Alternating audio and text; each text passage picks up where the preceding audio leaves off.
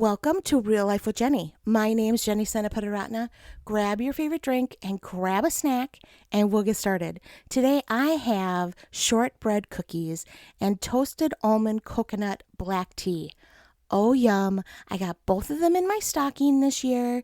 Yay for those who stuffed my stockings. Hint, hint, that was me. Anyway, let's get real. So I am currently in between Christmas and New Year's. That week is such a hard week for me. I have to be completely honest. Like, there is a highlight. The highlight is my anniversary, and that is a great day, but normally kind of gets passed over because you are exhausted after Christmas. Like, you have been running, packing, wrapping, unwrapping, cleaning up, making dinner, going from this family to church to that family, looking at Christmas lights, making Christmas cookies. Like, it is insanity. So on Christmas, when you see me in the corner crying, it may be exhaustion, it may be relief, it could be a multiple of things. I'm just in the corner going, it's over. And I don't know how I feel, whether I'm happy or sad or relieved, who knows? But that is kind of what this week is. And then you get closer to New Year's and everybody says, what's your New Year's resolution? What are you changing? It's a fresh start. It's a new year. And you know that I make my goals from September to September. So I'm not really big into New Year's resolutions, except that I do feel like it's a great time to reflect, right? It really is a great time to reflect on what you might want to change. And that is what I have an issue with. I am married to an amazing man who is always growing and learning and making himself better. And some days I'm like, can we just not? Like, can we just kind of stay where we are for a while and not try to be better? But it's the truth. That's how I feel. The one year that I made a New Year's resolution to take naps, it was the only resolution that I've ever followed through on all year long. And it was such an amazing year. This may be the New Year's resolution that you need. I'm just going to say this to you. It was so great. It wasn't necessarily the naps. It was I can take time and stop because I can, not because it is part of my to be a better person goal. And so I had permission to take naps. It was so wonderful. I kind of missed that. Let's see if I add it in this year. We'll see. Anyway. This year, I'm really focusing on 3 things. And I don't know whether I'm kind of just in this reflective place during this week. Like, that's kind of where I get, I'm always looking at how can I be better and how can I grow? And because that's who my husband is and that's what everybody else is telling you to do. And this year, I've decided to not do that. This year, remember last year, maybe you don't. But I did my Christmas cookies throughout the year instead of just at Christmas time. And it was so great. Like, I actually really loved it. And I made a batch in April, and then all of a sudden I completely forgot about it until September. And then I was like, oh, did I not follow through on that? I really didn't. Let's be honest. Like, I was like, didn't happen, but that's okay. I learned. So this year I'm going to be a little bit more flexible with myself and understand that I'm making goals from month to month. I'm not going to go beyond a month. And some of them won't even be a full month. Some of them may be just like a day or two to see if I like it, right? Like, does this work for me? Because so often, like, I make this resolution for the entire year that really could just be like, let's try it, see if I like it for 2 days. I don't. Okay, I have not failed. I tried it, right? And so I'm going to go in with a completely different attitude when it comes to this. And so I'm hoping that maybe you can too.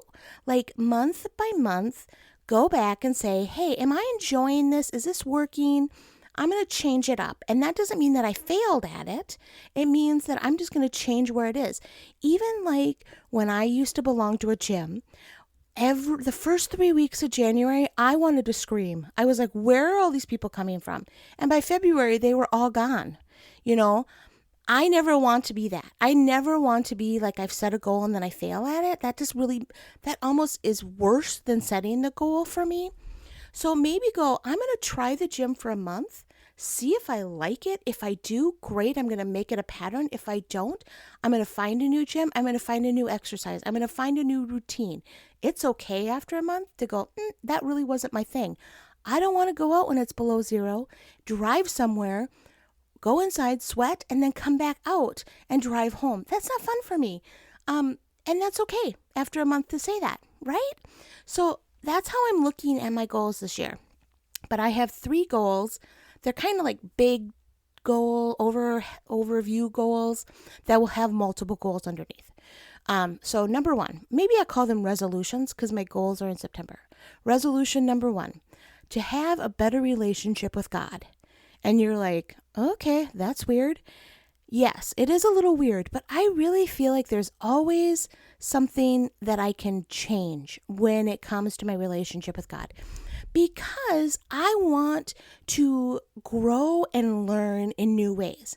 And they always say, read your Bible, pray, and go to church. And yes, those are super, super important things, but you have to change them up sometimes. So when I'm doing it just month by month, I'm going to try things, see if it works. When I Googled how long it takes to go through the New Testament, it takes 18 hours to listen through the New Testament. I bet I could set that aside, right? Like I bet in the first month, I could set 18 hours aside to listen to the New Testament. How I'm going to do that, I'm not sure. But are there things that I need to add in that relationship with God or take away? Maybe there are things that are hindering me from getting closer with Him because I'm not willing to do A, B, or C. Like, really be prayerfully looking for ways to grow deeper in my relationship with God. That's number 1.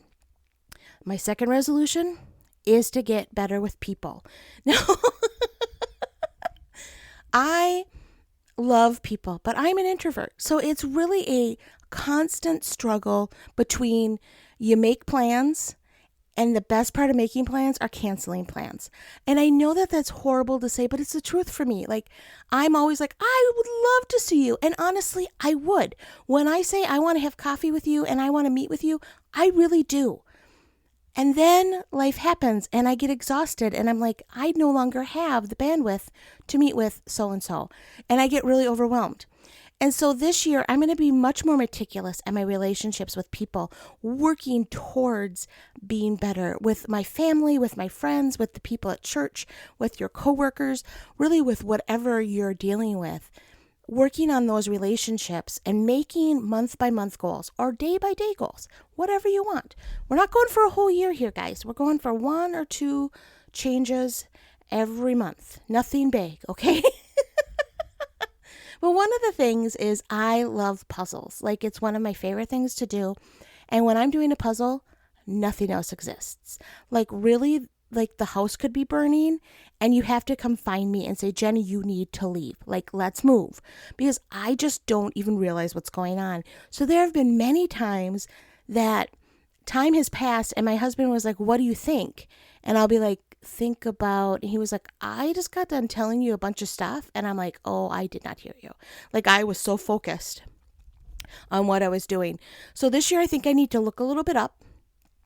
And when he walks in the room, just say, hey, how are you? And listen to him and not look at the puzzle. Simple, right? Simple. We'll see how it works. Number 3, my third resolution, and probably for me the most important, is my relationship with myself. I really need to learn how to have a better relationship with me. And I mean that because I feel like if you don't love yourself, it's really hard to love other people. You know, I remember when I was in 6th grade and I read that Bible verse, or we were going over the golden rule, and it said, do unto others as you would want them to do unto you. And I was like, okay, but I really don't have high standards for myself. Like, I don't feel like people need to be really great to me because it's okay to just dump on me. So that's not a good rule. So I'm going to work on my relationship with myself.